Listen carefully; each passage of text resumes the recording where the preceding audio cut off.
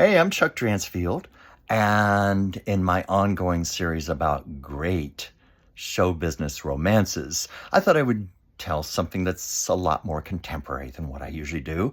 And it's the story of Phil Donahue and Marlo Thomas. They recently celebrated 43 years of marriage. 43 years. That's just unbelievable in this industry. But talk about two soulmates. Phil Donahue and Marlo Thomas famously met in a most public of ways. Literally the whole nation watched their chemistry and their initial sparks of soulmate recognition on television. On Phil Donahue's TV show, Marlo Thomas was going to, of course, be Phil's sole guest that day. And to their mutual amazement, they started flirting with each other outrageously on camera in front of the audience and the world.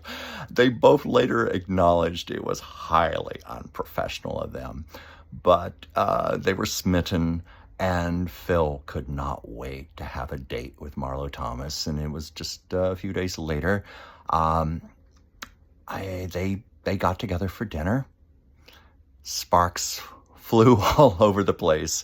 As Marlo Thomas said, she had always been attracted to intellectual men and, of course, to handsome, sexy men. Well, she said Phil Donahue was the first man she'd ever met who stimulated her brain and her libido. She said, in hindsight, they both knew. They knew right there from the beginning they were meant for each other. She said they were right in bed almost right after dinner that first time.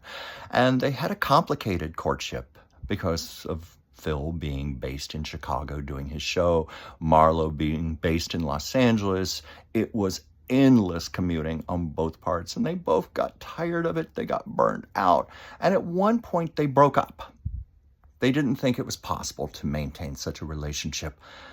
But after 3 months, they both realized individually how much they missed each other, how very much they missed each other, and they resumed their relationship. Now, Marlo, a fierce, independent feminist, had always insisted she would never marry. Well, she finally realized she wanted to be married to Phil, and so they were. They got married in 1980, and they have been together ever since.